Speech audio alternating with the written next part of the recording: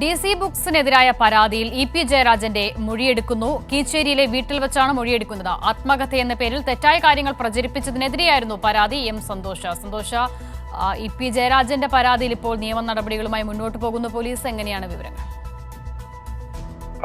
അസിത, ഈ ആത്മകഥ എന്നുള്ള ഒരു രീതിയിൽ തെറ്റായ കാര്യങ്ങൾ പ്രചരിപ്പിച്ചതിനെതിരെ ഇ.പി. ജയരാജൻ പരാതി നൽകിയിരുന്നു. DC ബുക്സിനെതിരെയായിരുന്നു പരാതി നൽകിയിരുന്നത്. ഇതിന് പിന്നിൽ ഇത് മാധ്യമങ്ങളിലൂടെ തിരഞ്ഞെടുപ്പ് ദിവസം തന്നെ, ഈ ചേലക്കര തിരഞ്ഞെടുപ്പ് ദിവസം നടക്കുന്ന സമയം അതിന്റെ തന്നെ ഇത്തരത്തിലുള്ള ഒരു വാർത്ത പുറത്തു വന്നതിന് പിന്നിൽ ഗൂഢാലോചനയുണ്ട് എന്നുള്ളതായിരുന്നു ഇ.പി. പരാതിയിൽ ചൂണ്ടിക്കാണിച്ചിരുന്നത്. കാരണം ഇത്തരത്തിൽ ഒരിക്കലും എഴുതാത്ത കാര്യങ്ങൾ, DC ബുക്സിന് കൈമാറുകയോ ചെയ്യാത്ത കാര്യങ്ങൾ ആത്മകഥ എന്നുള്ള രീതിയിൽ പുറത്തു വരികയായിരുന്നു.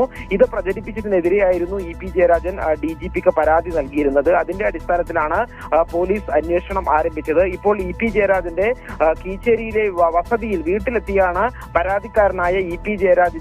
ജയരാജന്റെ മൊഴി ഇപ്പോൾ പോലീസ് രേഖപ്പെടുത്തുന്നത്. ഇക്കാര്യത്തിൽ വിശദമായിട്ടുള്ള അന്വേഷണം തന്നെ പോലീസ് ആരംഭിച്ചിട്ടുണ്ട്. ഈ DC ബുക്സിന്റെ അധികൃതരിൽ നിന്നും ഇതിന് പിന്നാലെ പോലീസ് മൊഴിയെടുക്കാൻ തീരുമാനിച്ചിട്ടുണ്ട്. അസിത, ശരി. എം സന്തോഷാണ് വിവരങ്ങൾ നൽകിയത്. ഇ.പി. ജയരാജന്റെ മൊഴി രേഖപ്പെടുത്തുകയാണ് അന്വേഷണ സംഘം.